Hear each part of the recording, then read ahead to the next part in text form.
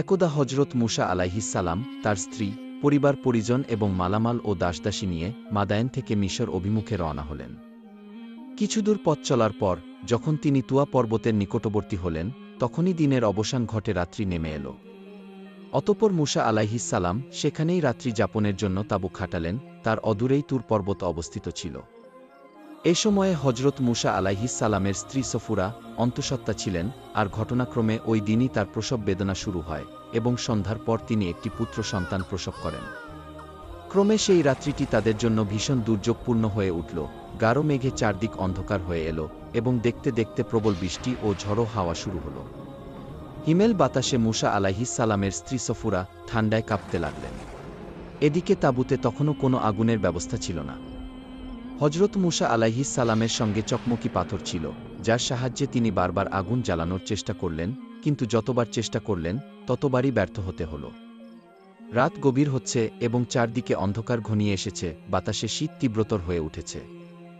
বিবি সফুরা অত্যন্ত ক্লান্ত, নবজাতক সন্তান তার বুকে, এই মুহূর্তে অন্ধকার দূর করা এবং স্ত্রীর শরীরে কিছুটা উত্তাপ পৌঁছে দেওয়ার জন্য আগুন ছিল একান্ত প্রয়োজনীয়। কিন্তু আশেপাশে কোনো লোকালয় ছিল না যেখান থেকে আগুন চেয়ে আনা যাবে। সেই নিঃসঙ্গ দুর্যোগপূর্ণ রাতে মুসা আলাইহিসসালাম দারুণ চিন্তায় মগ্ন হয়ে পড়লেন। ঠিক সেই সময় তিনি চোখ তুলে তাকালেন তুর পর্বতের দিকে। হঠাৎই তিনি দেখতে পেলেন পর্বতের গা ঘেঁষে দূরে কোথাও আগুনের মতো কিছু একটা জ্বলছে। তিনি সঙ্গীদের দিকে ফিরে বললেন, তোমরা এখানেই অপেক্ষা করো। আমি সামনে একটি স্থানে আগুনের চিহ্ন দেখেছি, যাই দেখি সেখান থেকে কিছু আগুন নিয়ে আসা যায় কিনা। যদি আমি সেখান থেকে কিছুটা আগুন নিয়ে আসতে পারি, তবে আমরা সেই আগুনের মাধ্যমে শীত নিবারণ করতে পারব, আর হয়তো সেখানে কাউকে পাব যার কাছ থেকে সঠিক পথের সন্ধান জেনে নেওয়া সম্ভব হবে। এই কথা বলে হজরত মুসা আলাইহিসসালাম সেই রহস্যময় আলোর দিকে ধীরে ধীরে নির্ভয়ে এগিয়ে চললেন। তার দৃষ্টিতে ছিল আগুন, কিন্তু তকদিরে ছিল আলোর চূড়ান্ত উৎস, আল্লাহ রব্বুল আলামিনের পক্ষ থেকে আগত এক মহান আহ্বান। তিনি যখন তুর পর্বতের চূড়ায় উপনীত হলেন, তখন হঠাৎই তার হৃদয় কেঁপে উঠল এক অলৌকিক অনুভবে। আল্লাহ রব্বুল আলামিনের পক্ষ থেকে অদৃশ্য ওহী নেমে এলো তার প্রতি। হে মুসা, আমি তোমার প্রতিপালক, অতএব তুমি তোমার পায়ের জুতা খুলে ফেলো। নিশ্চয়ই তুমি তুয়া নামক এক পবিত্র উপত্যকায় এসে পৌঁছেছ। আমি তোমাকে মনোনীত করেছি, আমি তোমাকে সাধারণ মানুষের মধ্য থেকে বেছে নিয়েছি তোমাকে পয়গম্বর করার জন্য। অতএব এখন তোমার প্রতি যে প্রত্যাদেশ করা হচ্ছে তা মনোযোগ সহকারে শ্রবণ করো। প্রত্যাদেশ এই, আমি আল্লাহ, আমি ছাড়া আর কোনো উপাস্য নেই। সুতরাং তোমরা কেবল আমারই ইবাদত করো এবং আমাকে স্মরণের উদ্দেশ্যে নামাজ কায়েম করো। এই মহান মুহূর্তে হজরত মুসা আলাইহিসসালামের হাতে তার শ্বশুর হজরত শুআইব আলাইহিসসালামের প্রদত্ত একটি লাঠি ছিল। আল্লাহ রব্বুল আলামিন তখন জিজ্ঞাসা করলেন, হে মুসা, তোমার হাতে ওটা কি? হজরত মুসা আলাইহিসসালাম বিনয়ের সঙ্গে জবাব দিলেন, এটা আমার লাঠি, আমি এর উপর ভর দিয়ে চলাফেরা করি এবং এতে করে আমি গাছের পাতা ঝরিয়ে আমার বকরিগুলোকে খেতে দেই। এছাড়াও আমি এই লাঠি দিয়ে আরও অনেক প্রয়োজনীয় কাজ করি। এরপর আল্লাহ রব্বুল আলামিন বললেন, হে মুসা, তোমার লাঠিখানা মাটিতে ফেলে দাও। হজরত মুসা আলাইহিসসালাম আল্লাহর হুকুম পেয়ে লাঠিখানা মাটিতে ফেলে দিলেন। সঙ্গে সঙ্গে সেই লাঠি এক বিশাল অজগর সাপে পরিণত হয়ে গেল। এটা দেখে হজরত মুসা আলাইহিসসালাম ভীত সন্ত্রস্ত হয়ে পড়লেন। তখন আল্লাহ রব্বুল আলামিন বললেন, হে মুসা, তুমি ভয় পেও না, তুমি তোমার লাঠিখানা হাতে তুলে নাও। হজরত মুসা আলাইহিসসালাম আল্লাহর আদেশ অনুযায়ী সেই সাপটিকে ধরার জন্য হাত বাড়ালেন। আর যেই না তিনি সাপের গায়ে হাত বোলালেন, অমনি তা আবার আগের মতোই লাঠিতে রূপান্তরিত হয়ে গেল। এরপর আল্লাহ তাআলা বললেন, হে মুসা, তোমাকে এই একটি মুজিজা দেওয়া হলো, তুমি যখনই এই লাঠিখানা মাটিতে ফেলবে, তখনই তা একটি অজগর সাপে পরিণত হবে। আর যখনই তুমি তা হাতে তুলে নেবে, পুনরায় তা লাঠিতে রূপ নেবে। অতঃপর আল্লাহ রব্বুল আলামিন হজরত মুসা আলাইহিসসালামকে বললেন, হে মুসা, তোমার ডান হাতখানা তোমার বগলের নিচে স্থাপন করো এবং তা বের করো। হজরত মুসা আলাইহিসসালাম তেমনটাই করলেন। অমনি দেখা গেল তার পবিত্র হস্ত মোবারক হতে একটি উজ্জ্বল শুভ্র আলো বিচ্ছুরিত হতে লাগল। আল্লাহ রব্বুল আলামিন আবার বললেন, এখন তুমি তোমার সেই হাতখানা পুনরায় বগলের নিচে স্থাপন করো। তিনি তেমনটাই করলেন। তিনি তার হাতখানা বগলের নিচে যেই মাত্র রাখলেন, সঙ্গে সঙ্গেই সেই আলোর বিচ্ছুরণ নিভে গেল। এরপর আল্লাহ রব্বুল আলামিনের তরফ থেকে তার প্রতি ওহী আসলো, হে মুসা, আমি তোমাকে যে দুটি মুজিজা দান করেছি, এই দুটি নিদর্শনের মাধ্যমে তোমার সব দায়িত্ব পালনে সহায়তা হবে। তোমার সামনে আর কোনো বাধা প্রতিবন্ধকতা টিকে থাকতে পারবে না। তোমার সঙ্গে লাঠি এবং তোমার হাতে নিহিত সেই শুভ্র আলোর জ্যোতি সর্বক্ষেত্রে তোমার শক্তি ও সাহায্যরূপে কাজ করবে। আজ থেকে আমি তোমাকে নবুয়াতের মহান মর্যাদা দান করলাম। অতএব এখন থেকে তুমি নিজেকে আমার প্রেরিত রাসূল হিসেবে পরিচয় দাও এবং আমার সত্য দ্বীন মানুষের মাঝে প্রচার করো। এরপর আল্লাহ বললেন, শোনো, ফেরাউন সীমালঙ্ঘন করেছে, সে নিজেকে খোদা বলে দাবি করেছে, এমনকি আমার অস্তিত্ব পর্যন্ত অস্বীকার করেছে। সে শক্তির জোরে মানুষের দ্বারা নিজের উপাসনা করিয়ে নিচ্ছে। তোমার প্রতি আমার নির্দেশ এই যে, তুমি ফেরাউনের দরবারে গিয়ে আমার সত্য ও সরল দিনের আহ্বান তার সামনে পেশ করো এবং তাকে বোঝাও তার খোদা দাবি অন্যায় এবং অযৌক্তিক। তাকে সংশোধনের জন্য তওবা পাঠ করার এবং সৎ পথে ফিরে আসার জন্য বারবার আহ্বান জানাও। আল্লাহর পক্ষ থেকে এইরূপ প্রত্যাদেশ লাভ করে হজরত মুসা আলাইহিস সালাম বিনয় ভরে আরজ করলেন, হে আমার প্রভু, আমার স্ত্রী সন্তান, পরিজন ও সমস্ত মাল সম্পদ আমার পশ্চাতে রয়ে গেছে, তাদের দেখাশোনার দায়িত্ব কে নেবে? আর আমি তো একা, এই অবস্থায় এত বড় শক্তিশালী সম্রাট ফেরাউনের দরবারে কিভাবে উপস্থিত হব? বিশেষ করে যখন আমি মিশর থেকে বের হয়ে এসেছিলাম, তখন এক কিপ্তিকে অনিচ্ছায় হত্যা করেছিলাম এবং সে ফেরাউনের বাবুর্চি ছিল। এখন যদি তারা আমাকে পেয়ে যায়, তবে তো সঙ্গে সঙ্গেই আমাকে হত্যা করে ফেলবে। এই আশঙ্কায় তার কাছে যাওয়ার সাহস আমার কমে যাচ্ছে। অতএব হে আল্লাহ, আমি তোমার দরবারে প্রার্থনা করছি, আমার ভাই হারুনকে আমার সহযোগী নিযুক্ত করুন, আপনি তাকেও নবুয়াতের মর্যাদা দান করুন। তিনি জ্ঞান বুদ্ধিতে সুদক্ষ এবং বাকশক্তিতেও আমার চেয়ে অধিক পারদর্শী। আর তুমি আমার বক্ষ প্রশস্ত করে দাও, আমার জ্ঞান ও ধৈর্য বৃদ্ধি করো, যাতে আমি তোমার দায়িত্ব যথাযথভাবে পালন করতে পারি। এবং আমার বাকশক্তিতে যে দুর্বলতা রয়েছে তা দূর করে দাও। আল্লাহ রব্বুল আলামিন তার প্রার্থনায় সাড়া দিয়ে বললেন, হে মুসা, তুমি যে সব প্রার্থনা করেছ, আমি তা কবুল করলাম। তোমার ভাই হারুনকে নবুয়াতি দান করা হল। আর তোমার স্ত্রী সন্তান ও মাল সম্পদ নিয়ে চিন্তা করিও না, আমি নিজেই তাদের হেফাজতের ব্যবস্থা করব। হজরত মুসা আলাইহিস সালাম আল্লাহ রব্বুল আলামিনের আদেশ পেয়ে তুর পর্বত হতে অবতরণ করলেন এবং সেখান থেকে মিশরের উদ্দেশ্যে যাত্রা করলেন। মিশরে পৌঁছে তিনি প্রথমে তার পিতামাতা, বোন এবং বড় ভাই হজরত হারুন আলাইহিস সালামের সঙ্গে সাক্ষাৎ করলেন। তিনি হজরত হারুনকে জানালেন, হে আমার ভ্রাতা, আল্লাহ রব্বুল আলামিন আপনাকে নবুয়াতি দান করেছেন এবং আপনাকে আমার সহযোগী রূপে মনোনীত করেছেন। আর আমাদের প্রতি তিনি এই আদেশ দিয়েছেন যে, আমরা যেন অহংকারী ফেরাউনের দরবারে গিয়ে তাকে আল্লাহর পথে আহ্বান করি। অতঃপর দুই ভাই ফেরাউনের দরবারের উদ্দেশ্যে একত্রে রওনা হলেন। ফেরাউনের প্রাসাদের সম্মুখে অনেক খেজুর গাছ ছিল। ফেরাউন সেই গাছগুলোর সঙ্গে বাঘ ও সিংহ বেঁধে রাখত, যাতে কোনো শত্রু তার প্রাসাদে প্রবেশ করতে না পারে। কিন্তু আল্লাহ রব্বুল আলামিনের অনুগ্রহে যখন হজরত মুসা এবং হজরত হারুন আলাইহিস সালাম সেই দরজার কাছে পৌঁছালেন, তখন সেই বাঘ ও সিংহগুলো তাদেরকে আক্রমণ করা তো দূরের কথা, বরং তারা মাথা নিচু করে নবীদের প্রতি সালাম ও অভিবাদন জানাতে লাগল। এরপর দুই ভাই ফেরাউনের প্রাসাদের দরজায় গিয়ে দারোয়ানদের বললেন, আমরা আল্লাহর পক্ষ থেকে প্রেরিত দুইজন রাসূল। তোমাদের বাদশাহ ফেরাউনের নিকট সংবাদ পৌঁছে দাও এবং তাকে বলো সে আমাদের সঙ্গে দেখা করুক, অথবা আমাদেরকে সরাসরি তার কাছে নিয়ে চলো। দারোয়ানরা এই কথা শুনে বলল, তোমাদের দুজনের মস্তিষ্কে বিকৃতি ঘটেছে, নাকি তোমরা পাগল হয়ে গেছ? আমাদের বাদশাহ নিজেই তো একজন খোদা, তোমরা আবার কোন খোদার কাছ থেকে তার কাছে দাওয়াত নিয়ে এসেছ? এখনই এখান থেকে দূর হও। দারোয়ানরা নানা রকম কটূক্তি এবং তাচ্ছিল্য ভরা কথা বলে তাদেরকে বিদায় দিতে চাইল। কিন্তু যখন তারা তাদের চেহারার ভাবগম্ভীর এবং ভীতিকর অবস্থা দেখল, তখন তারা তাদেরকে ফেরাউনের নিকটে নিয়ে যেতে বাধ্য হল। নবীগণ যখন ফেরাউনের দরবারে উপস্থিত হল, ফেরাউন হজরত মুসা আলাইহিস সালামকে লক্ষ্য করে বলল, হে মুসা, আমি কি তোমাকে পুত্রের মতো লালন পালন করিনি? তুমি তো বহু বছর আমার আশ্রয়ে ছিলে, তার প্রতিদানে আমি তোমার পক্ষ থেকে কি পেলাম? তুমি তো আমার বাবুর্চি কাবুনকে হত্যা করে পালিয়ে গিয়েছিলে। তুমি একেবারে অকৃতজ্ঞ লোক। হজরত মুসা আলাইহিস সালাম উত্তরে বললেন, হে ফেরাউন, তুমি যা বলেছ তা ঠিক। আমি দীর্ঘদিন তোমার আশ্রয়ে ছিলাম, কিন্তু তখন আমি ছিলাম এক নিরেট অজ্ঞ এবং অদূরদর্শী ব্যক্তি, তাই তোমাদের ভয়েই আমি মিশর ত্যাগ করেছিলাম।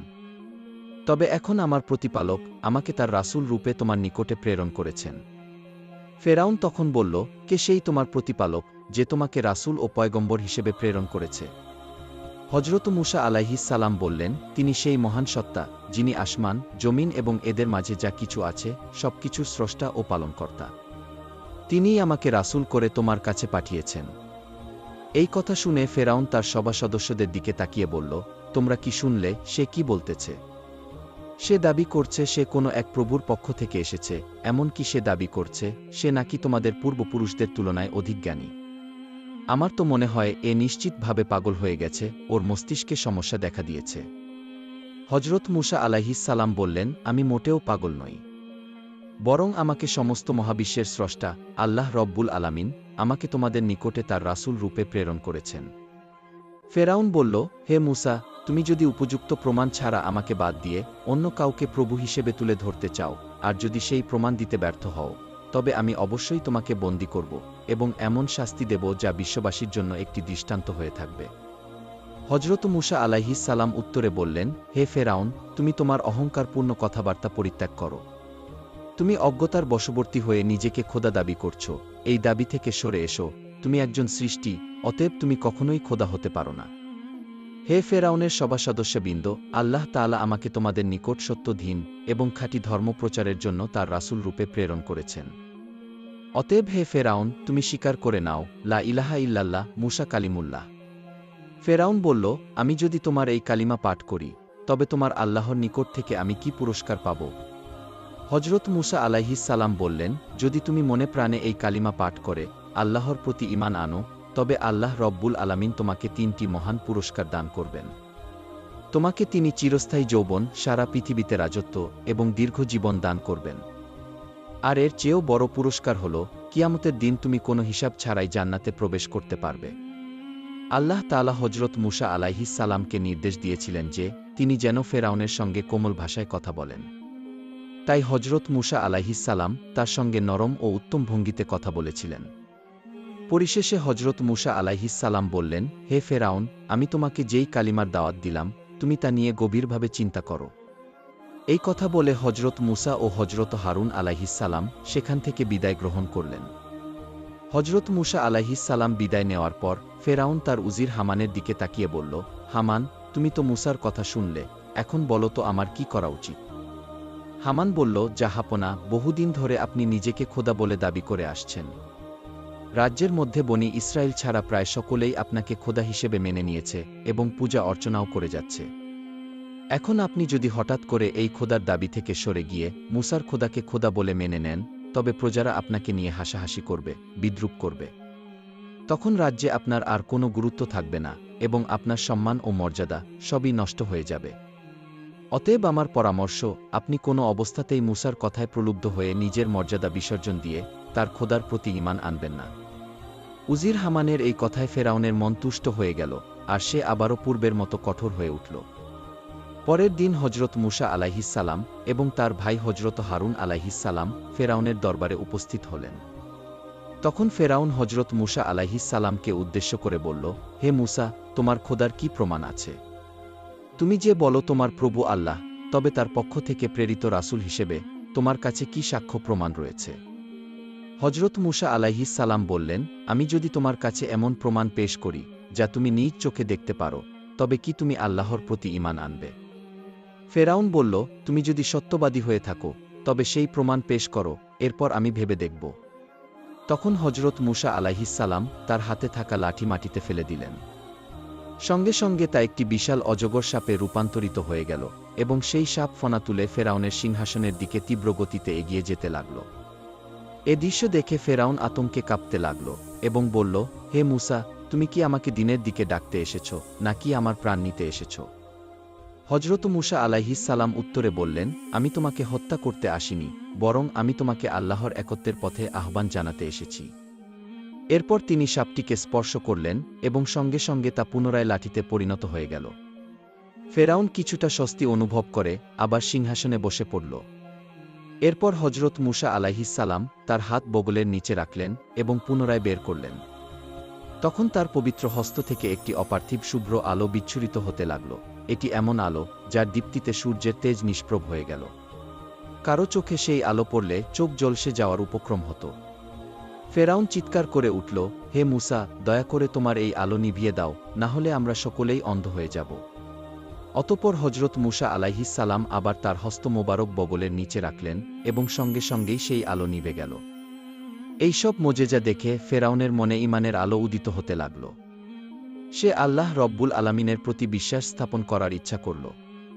কিন্তু তখন তার প্রধান উজির হামান তাকে সাবধান করে বলল, জাহাপনা, মূসা এক দক্ষ জাদুকর, তার এই কৌশলে আপনি বিভ্রান্ত হবেন না। আপনার রাজ্যে মূসার মতো এমনকি তার থেকেও বড় জাদুকর রয়েছে, আমরা চাইলে তাদের দিয়ে মূসাকে পরাজিত করতে পারি। হামানের কথায় ফেরাউনের সাহস ফিরে এলো এবং তার সিদ্ধান্ত পরিবর্তন হয়ে গেল। তখন সে হজরত মূসা আলাইহিস সালামকে বলল, হে মূসা, আমার রাজ্যে তোমার মতো অনেক জাদুকর আছে। তুমি যদি তাদের পরাজিত করতে পারো, তবে আমি তোমার প্রভুর উপর ঈমান আনব। হজরত মূসা আলাইহিস সালাম বললেন, তবে তাই হোক। তুমি বলো, কখন তোমার জাদুকরদের সঙ্গে আমার প্রতিযোগিতা হবে? ফেরাউন বলল, সামনে আমাদের একটি উৎসবের দিন রয়েছে, যেদিন বহু মানুষ একত্রিত হবে। সেদিনই আমার জাদুকরেরা তোমার সঙ্গে প্রতিযোগিতা করবে। হজরত মূসা আলাইহিস সালাম সম্মতি দিয়ে বললেন, ঠিক আছে, তবে সেই দিনই হবে আমাদের প্রতিযোগিতা। এই কথা বলে হজরত মূসা এবং হজরত হারুন আলাইহিস সালাম ফেরাউনের দরবার থেকে বিদায় নিয়ে চলে গেলেন। এরপর ফেরাউন সারা দেশে লোক পাঠিয়ে দিল জাদুকরদের একত্র করার জন্য। কিছুদিনের মধ্যেই 4000 দক্ষ জাদুকর রাজধানীতে একত্রিত হল। ফেরাউন মনে করল, এইসব জাদুকরদের মাধ্যমেই মূসাকে নিশ্চয়ই পরাজিত করা যাবে। অতঃপর জাদুকরদের উদ্দেশ্যে ফেরাউন বলল, হে জাদুকরগণ, আমি প্রায় 300 বছর ধরে তোমাদের লালন পালন করে এসেছি, কিন্তু ব্যক্তিগত কোনো দরকারে তোমাদের কখনো ডাকিনি। আজ আমার সামনে এক কঠিন বিপদ এসে দাঁড়িয়েছে। অতএব এই বিপদ থেকে উত্তরণ করা আমার জন্য অত্যন্ত জরুরি। তোমরা সবাই তোমাদের সর্বশক্তি দিয়ে চেষ্টা করবে যেন আমি মুক্তি পাই। নিশ্চয়ই তোমরা মূসার কথা শুনেছ, সে একজন বড় জাদুকর। তবে আমি বিশ্বাস করি, তোমাদের জাদুর সামনে তার কেরামতি কিছুই না। যদি তোমরা তাকে পরাজিত করতে পারো, তবে আমি তোমাদের এমন পুরস্কার দেব যা তোমরা কখনো কল্পনাও করনি। জাদুকরেরা একসঙ্গে বলল, জাহাপনা, আপনি চিন্তা করবেন না। মূসার জাদু আমাদের কৌশলের সামনে কিছুই না, আমরা তাকে পরাজিত করবই। আপনি নিশ্চিন্তে থাকুন, সাফল্য আপনারই হবে। নির্ধারিত তারিখে ফেরাউনের নির্বাচিত 4000 জাদুকর একটি সুবিশাল এবং প্রশস্ত ময়দানে উপস্থিত হল। সেই মাঠে উপস্থিত হল দেশের সর্বস্তরের মানুষ। সবাই দেখতে এসেছে কে জয়ী হয় আর কে পরাজিত হয়। ময়দানে হাজারো মানুষের ভিড়ে চারদিক গমগম করতে লাগল। এমন সময় হজরত মূসা আলাইহিস সালাম হাতে তার লাঠি নিয়ে মাঠে প্রবেশ করলেন। ফেরাউন এবং তার প্রধানমন্ত্রী হামান ও অন্যান্য সভা সদস্য পূর্ব থেকেই সিংহাসনের আসনে বসেছিলেন। মূসা আলাইহিস সালাম এবং জাদুকরেরা মুখোমুখি দাঁড়াল। তখন জাদুকরেরা বলল, হে মূসা, তুমি কি আগে তোমার কেরামতি দেখাবে, নাকি আমরা আমাদের জাদু আগে প্রদর্শন করব? তখন হজরত মূসা আলাইহিস সালাম বললেন, তোমরাই আগে শুরু করো। তখন জাদুকরেরা কিছু রশি এবং লাঠি মাটিতে রাখল, একটু নাড়াচাড়া করতেই সেগুলো অসংখ্য সাপ ও বিচ্ছুতে রূপান্তরিত হয়ে গেল। ময়দান জুড়ে সেই সাপ বিচ্ছুগুলো ছোটাছুটি করতে লাগল, দর্শকরা আতঙ্কে চিৎকার করতে লাগল। কেউ কেউ পালাতে চাইল, কেউ ভয়ে স্তব্ধ হয়ে স্থির হয়ে দাঁড়িয়ে রইল। জাদুকরেরা তাদের এই জাদু দেখে আত্মতুষ্টিতে গর্বিত হয়ে বলল, হে মূসা, তুমি চুপ করে আছো কেন? আমাদের জাদু দেখে তুমি কি ভয় পেয়ে গেছ? এবার তুমি তোমার কেরামতি দেখাও। তখন হজরত মূসা আলাইহিস সালাম বিসমিল্লাহ বলে তার লাঠি মাটিতে নিক্ষেপ করলেন। মুহূর্তেই সেই লাঠি একটি বিশাল অজগর সাপে রূপান্তরিত হয়ে গেল এবং চারদিক ছড়িয়ে থাকা জাদুকরদের বানানো সাপ বিচ্ছুগুলো গিলে ফেলতে শুরু করল। একে একে সব ভ্রান্ত জাদু খেয়ে সেই অজগরটি গোটা ময়দান পরিষ্কার করে ফেলল, মাঠ একেবারে নিস্তব্ধ হয়ে গেল। এরপর জাদুকরেরা পূর্বের চেয়ে আরও ভয়াবহ এবং মারাত্মক কিছু সাপ বানিয়ে ময়দানে ছেড়ে দিল। কিন্তু হজরত মূসা আলাইহিস সালামের সেই অজগর সাপ সেগুলোকে একে একে গিলে ফেলতে লাগল। এই অভাবনীয় দৃশ্য দেখে জাদুকরেরা হতভম্ব হয়ে পড়ল, তাদের কাছে আর কিছুই করার ছিল না। অজগরটির ক্ষুধা যেন শেষ হবার নয়, এবার সে আরও উগ্র ও ভয়ানক রূপ ধারণ করল। খাবার না পেয়ে সেই সাপটি সোজা ফেরাউনের দিকে ধাবিত হতে লাগল। এই দৃশ্য দেখে ফেরাউন ভয় পেয়ে তার সিংহাসন থেকে লাফিয়ে উঠে প্রাণ বাঁচাতে প্রাসাদের দিকে দৌড়ে পালাতে লাগল। ময়দানে উপস্থিত হাজার হাজার দর্শক আতঙ্কে চিৎকার করতে করতে যে যার দিকে পারল ছুটতে শুরু করল, চারদিকেই ছড়িয়ে পড়ল আতঙ্ক আর অস্থিরতা। ঠিক সেই মুহূর্তে আল্লাহ তাআলার পক্ষ থেকে হজরত মুসা আলাইহিস সালামকে নির্দেশ দেওয়া হলো, হে মুসা, তোমার লাঠিখানা তুমি আবার তুলে নাও, না হলে এই সাপটি সব মানুষকে গিলে ফেলবে। হজরত মুসা আলাইহিস সালাম আল্লাহর নির্দেশ পেয়ে সেই অজগর সাপটির গায়ে হাত বুলিয়ে দিলেন। সাথে সাথে তা পূর্বের মতোই একটি সাধারণ লাঠিতে রূপান্তরিত হয়ে গেল। জাদুকরেরা এই দৃশ্য দেখে ভাবনার অকুল দরিয়ায় ডুবে গেল। তারা বুঝতে পারল হজরত মুসা আলাইহিস সালাম যা দেখিয়েছেন এটি কোনো জাদু নয়, কারণ জাদুবিদ্যায় তাদের ছিল অগাধ জ্ঞান ও অভিজ্ঞতা। তারা স্পষ্ট উপলব্ধি করল, এ কোনো মানবিক কৌশল নয়, বরং এ এক আসমানী শক্তির প্রকাশ। তারা নিশ্চিত হল হজরত মুসা আলাইহিস সালাম নিশ্চয়ই আল্লাহ তাআলার প্রেরিত একজন নবী। অতঃপর তাদের অন্তর পরিবর্তিত হয়ে গেল।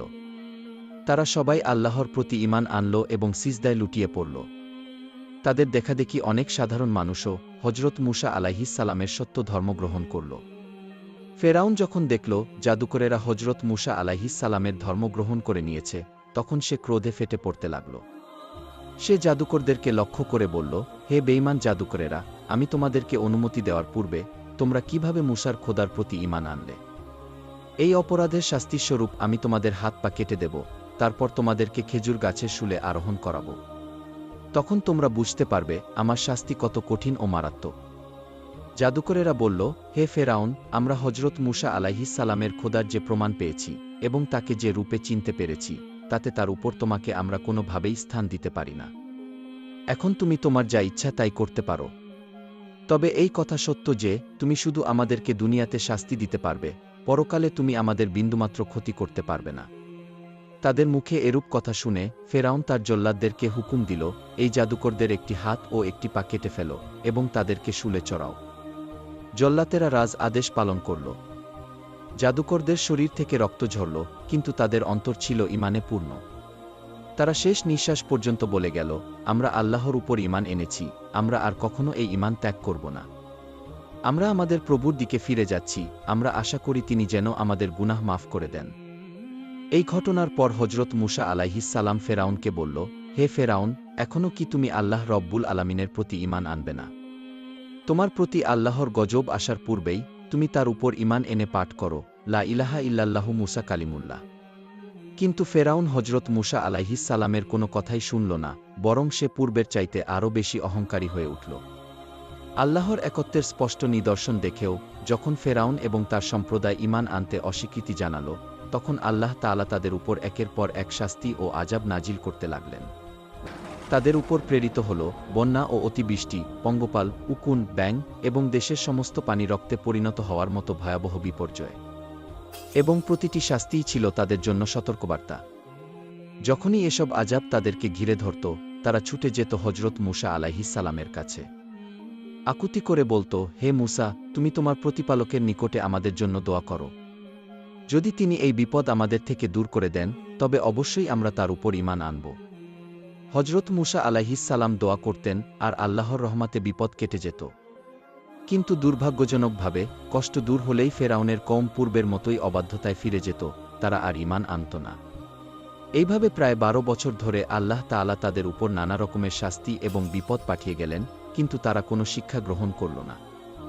অবশেষে আল্লাহ রব্বুল আলামিন তাদের প্রতি ভীষণ বিরক্ত এবং রাগান্বিত হয়ে হজরত মুসা আলাইহিস সালামকে নির্দেশ দিলেন, হে মুসা, তুমি বনি ইসরায়েলদের নিয়ে অমুক রাতে মিশর থেকে চুপি চুপি বেরিয়ে পড়ো, যাতে করে কিপ্তিরা কিছুতেই টের না পায়।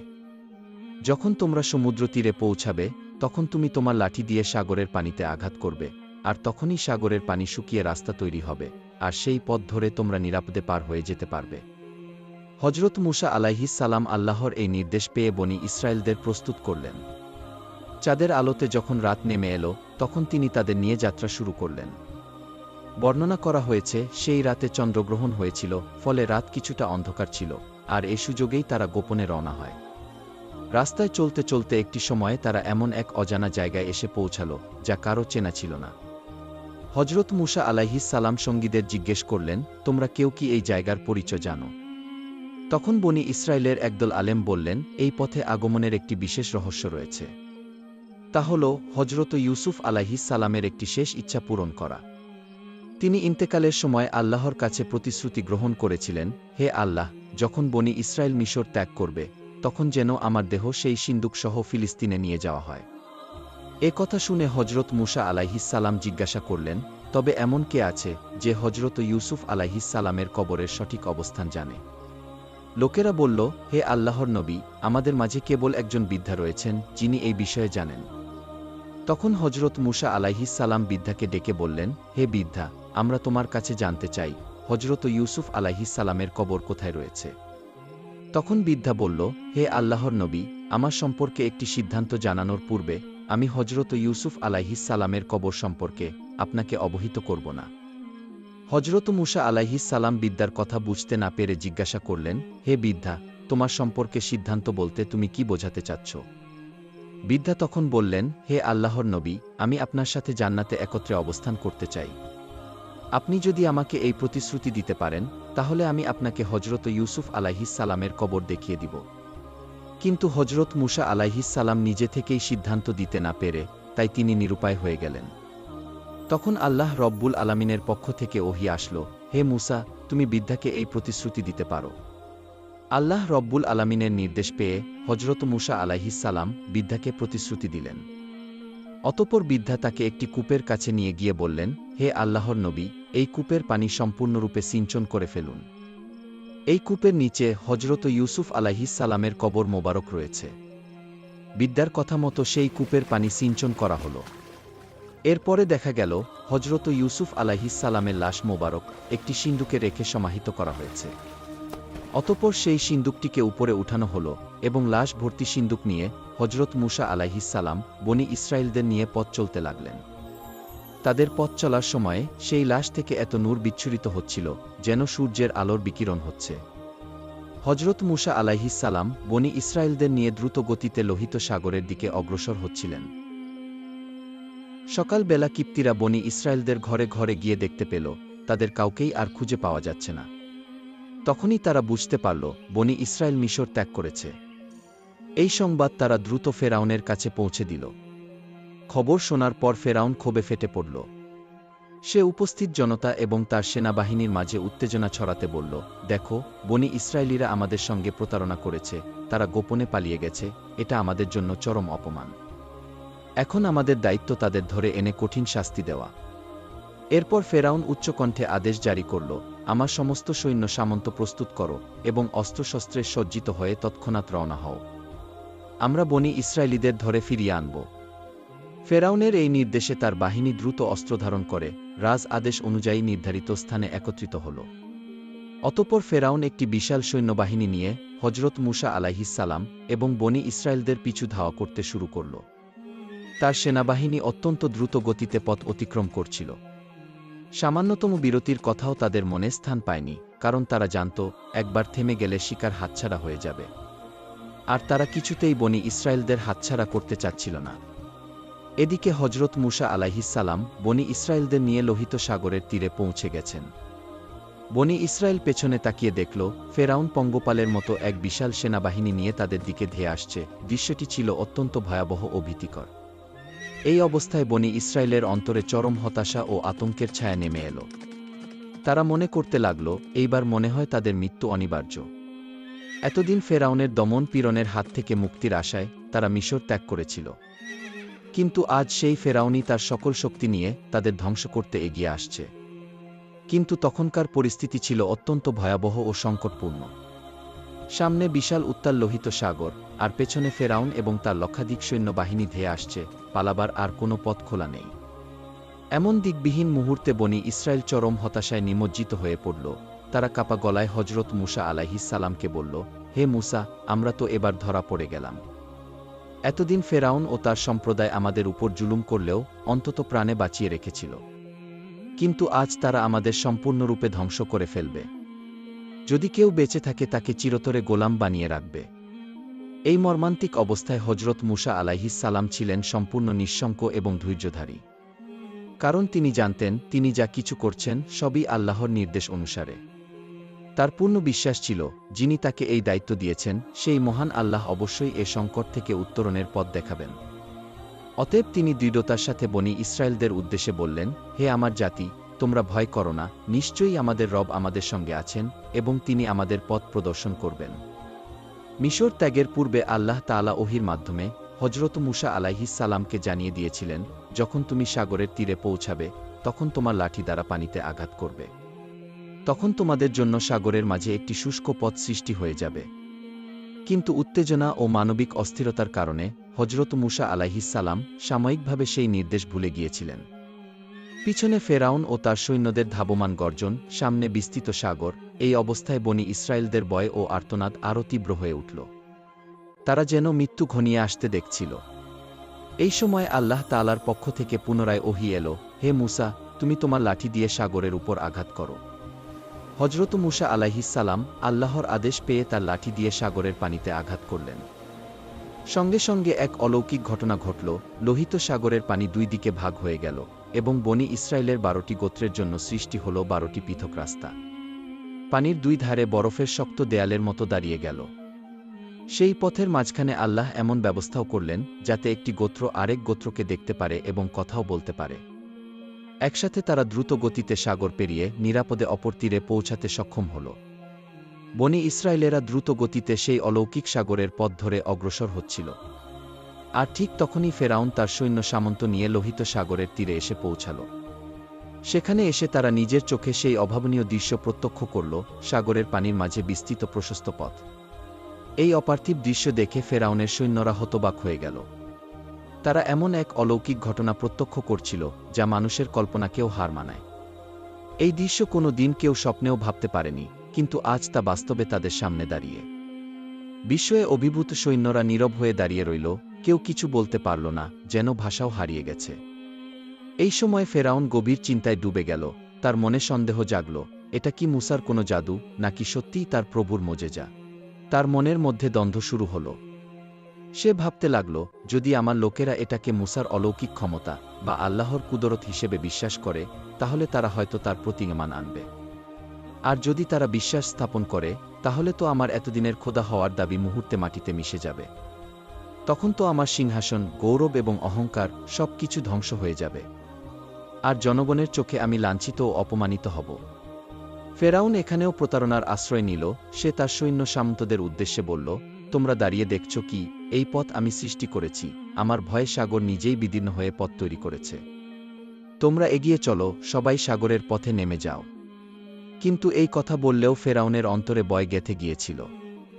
তার মনে হচ্ছিল, যদি এটা মূসার অলৌকিক শক্তির ফল হয়, যদি আমি সৈন্য সামন্ত নিয়ে এই পথে নামি আর হঠাৎ সাগরের পানি একত্রিত হয়ে যায়, তাহলে তো আমাদের সলিল সমাধি হতে বাধ্য। এই ভয়ে ফেরাউন সাগরে নামতে সাহস পাচ্ছিল না। কিন্তু আল্লাহর ইচ্ছা পূরণ যে হতেই হবে। অতঃপর আল্লাহর আদেশে হযরত জিবরাইল আলাইহিস সালাম ঘোড়া সাওয়ারের রূপ ধারণ করে ফেরাউনের ঘোড়ার সামনে এসে দাঁড়ালেন। ফেরাউনের ঘোড়া হযরত জিবরাইল আলাইহিস সালামের ঘোড়াকে অনুসরণ করে সাগরের পথে এগিয়ে গেল। ফেরাউন লাগাম টেনে থামানোর অনেক চেষ্টা করল, কিন্তু ব্যর্থ হল। অবশেষে তার ঘোড়া দৌড়ে গিয়ে সাগরের মাঝে প্রবেশ করল। এটা দেখে সৈন্যরা ধারণা করল, ফেরাউন নিজেই পথ ধরেছে, তাই তারাও সাগরের ভিতরে প্রবেশ করল। পুরো বাহিনী সাগরের ভিতরে প্রবেশ করার পরেও সাগরের রাস্তা তখনও অক্ষত ছিল। এদিকে বনী ইসরায়েল সাগরের অপর তীরে পৌঁছে গেল। তারা পেছনে ফিরে তাকিয়ে ফেরাউন ও তার বাহিনীকে আসতে দেখে আতঙ্কে কাঁপতে লাগল। কারণ ফেরাউনের বাহিনী ছিল অস্ত্রধারী ও অশ্বারোহী, এবং তারা ছিল নিরস্ত্র ও পদাতিক। যদি ধরা পড়ে যায় তাহলে শেষ হয়ে যাবে, এই আশঙ্কায় তারা ভীষণভাবে উদ্বিগ্ন হয়ে পড়ল।